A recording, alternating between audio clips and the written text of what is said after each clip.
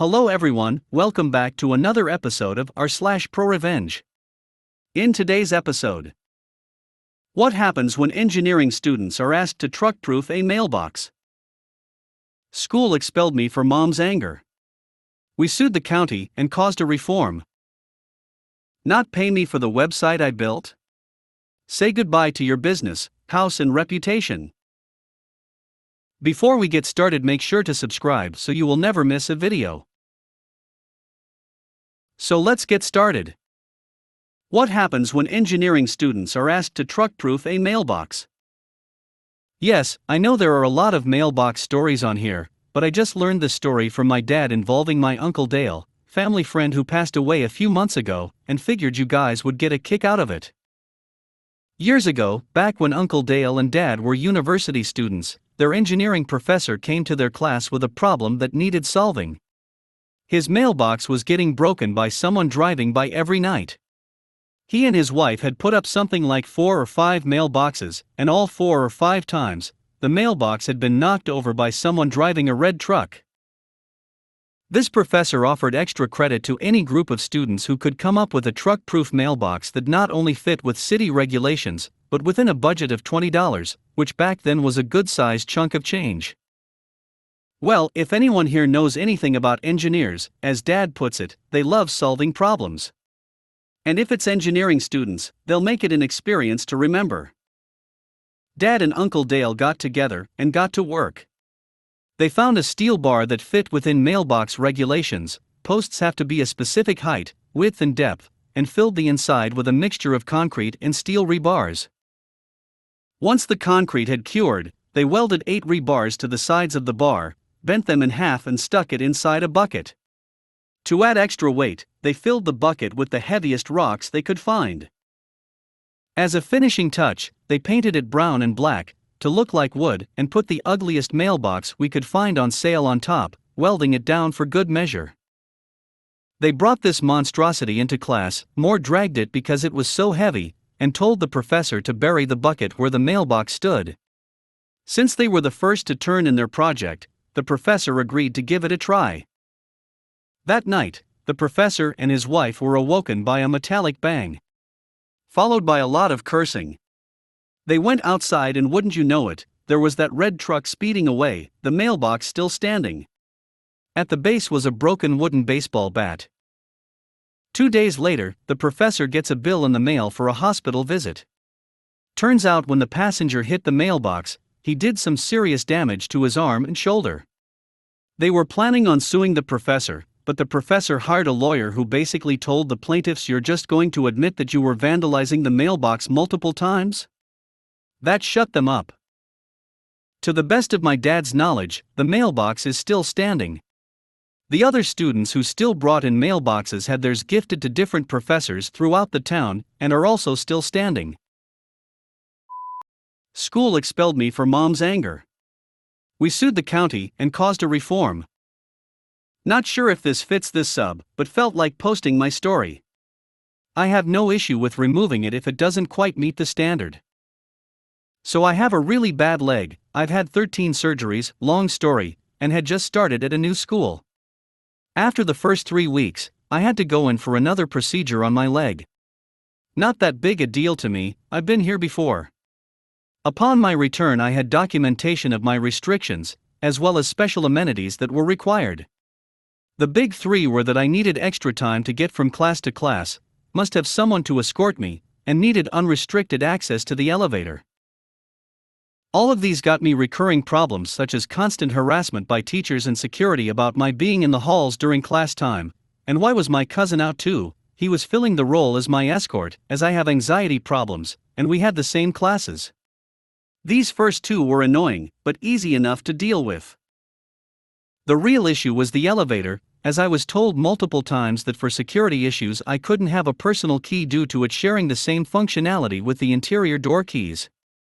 I would never have had any issues with this, as I was told there would always be someone on the same floor as my classes to open the elevator for me. This, of course, was untrue about 75% of the time. The lack of elevator access meant that I was always stuck in the halls when other students were going class to class, and was consistently late due to having to wait for someone to come by and open the door for the elevator. This also meant that I would sometimes be stuck waiting through the entire lunch period, and due to my absences couldn't afford to simply go to lunch after the fact. After about 3 weeks of this, I was tired of not getting to eat lunch. So I did one of the stupidest things I could have attempted and tried to use the stairs. For context, I was not on crutches, I was on a full-blown walker. About halfway down to the landing, I fell hard. As lunch was letting out, one of my friends found me, got someone to help pick me up, and carried me to the office. Another of my friends went to find my other cousin. The one who normally escorted me wasn't there due to being sick, so I was without escort because I couldn't bear the though of gasp a stranger escorting me, who in getting to the office managed to get me to calm down enough to give them my mother's number. Now, my mother is quite hot-tempered, but can keep a level head normally. When she heard I fell, she was there in record time. When she got there, she immediately asked what happened. I told her I didn't want to miss lunch again, so I tried to use the stairs. Big mistake, as that set off a Tsar Bomba-sized explosive.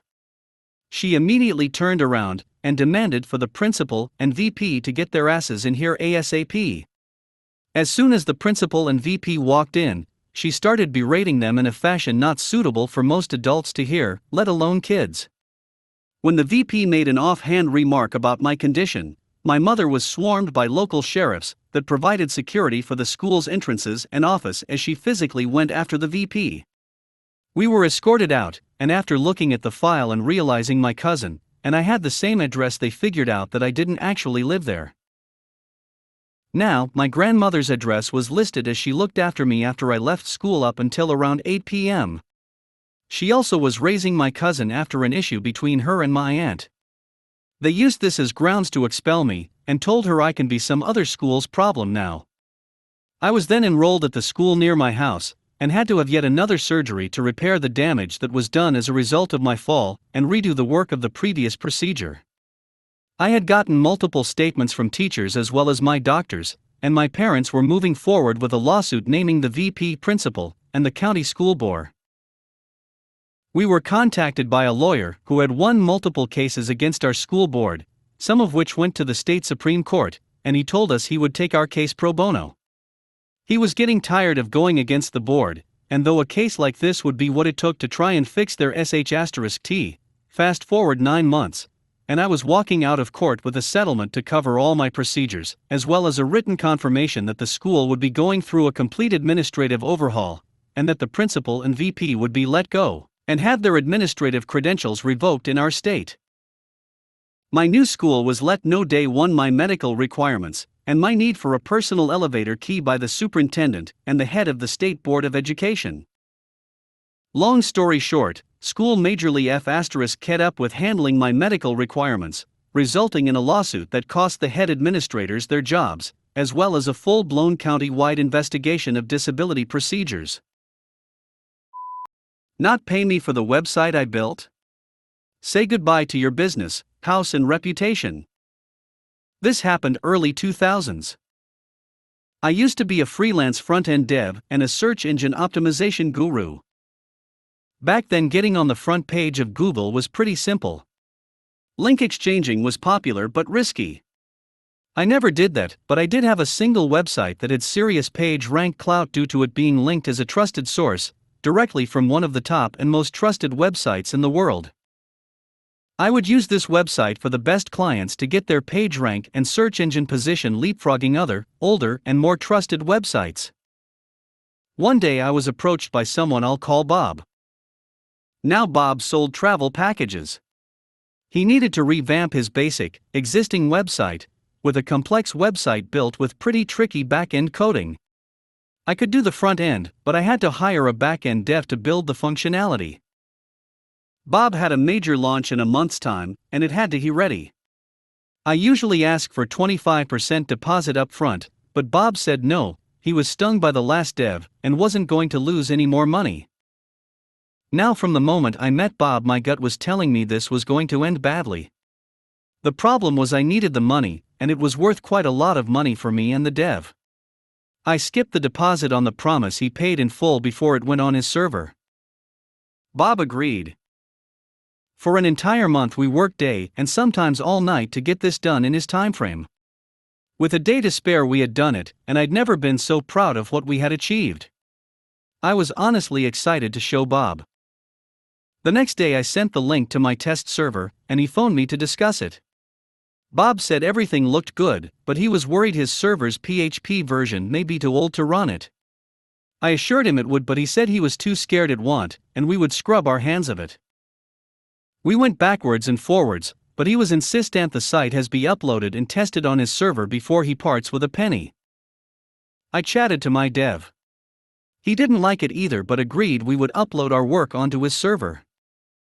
Bob gave me the FTP details and server login, and I uploaded the site. I told him it was live and then nothing. I sent several emails and then phone calls. The emails went unanswered and the phone went to voicemail. Sensing a major problem, I rushed to my computer, fired up my FTP program to delete our work on his server and access denied. He had locked us out, and the following day he went live with our work. For several days, I tried phoning until one morning he answered the phone and said, "Listen, I'm not ever going to pay you, and there is nothing you can do about it." Then Bob hung up. Rage was a good word for my feelings. I was shaking while I still held the phone in my hand. For the next hour, my range of expletives was growing in complexity. As I sat there figuring out what to do, it hit me. Revenge will be mine. I registered a new domain name, which was Bob's Travel domain name plus *CKs at the end. If Bob's website was called bobstravel.com, I had purchased Bob's Travels *CKs.com. I uploaded our work, basically an exact mirror of his live website, onto my new domain. I used my all-powerful mega page rank domain to link to my new *CKs domain. Within a month my website jumped above his website in Google for every conceivable search phrase you would use for the packages he sold. No matter what you typed in, my site was the first result, and his was always below mine. During that month I created a second website, which was Bob's full name with *CKs at the end. On this second website I posted what happened, screenshots of his emails and warning everyone what a conman he is. Bob had a somewhat unusual first and last time. Again, within a month my website was above his own personal website. I then forgot all about it. About 4 months later I get a cease and desist email from a solicitor's firm. A quick Google showed the solicitor's firm was made up and didn't exist. I replied back with, "I'm not ever going to take them down and there is nothing you can do about it." Every now and then I'd get emails from people he had conned by taking their money for a travel package, but never booking their package. I'd put those on both of my websites, making sure those juicy important keywords, his full name and company name, were spread across each negative review. A few more months pass, and I get an anonymous email linking to a new domain called mynames*CKS. I'm told to remove my 2 websites, and he will remove this new one. A quick search, and what do you know, it isn't even on Google. No one could find it. I reply back for a second time with his comment to me. As each month passes I'm getting more and more people emailing me saying they've been ripped off. I keep adding them to my website. Turns out the travel agency world is well regulated, and they started an investigation into Bob's company, using my website as their main tool. I get a call from Bob. Bob is not a happy Bob. In fact, Bob is more of a desperate Bob. Looking at this text now, I know you can almost hear the despair and resentment in Bob's voice. Bob pleads and literally begs me to pull the sites down. Not only is he being investigated by the Travel Agency Association, but he had some very important friends that didn't appreciate the bad press he was causing in their circles. He offers to pay me the money he owed. Nothing more, just what he owed. For the third time, and with a massive smile on my face, I say, "Listen, I'm not ever taking them down, and there is nothing you can do about it." Roll on a few months and I discover his travel company has been removed from all travel associations. No matter what you typed into Google, my website outranked his, and all the bad reviews on my site were the first thing his potential customers would see. I crippled his business so badly. It went bust. During the collapse, one of his ex-employees contacted me and told me how hard he had worked to get my websites off the first page. He had registered dozens and dozens of other domains in the hopes some would jump ahead. Little did he know only the top dozen websites in the world could jump it. Apparently his property was tied into loans on the failing business, and he lost his house too. It took me just about a year to turn his business from a cash cow to a dead cow. Motto of the story: if you ever think to mess with a dev, don't. Updates. My first ever award. Thanks for the silver. Wow, thank you for all your awards. Many of you are saying I should have taken the money and not pulled the sites down. At that point, it wasn't about the money. He thought he could simply buy his way out of it after pretending to be a solicitor, and then trying the same thing on me. Him knowing I didn't care about the money anymore must have driven him crazy, because money was all he cared about. He then knew he could do nothing to stop his business going down the pan, and all he could do was watch it all fall apart around him.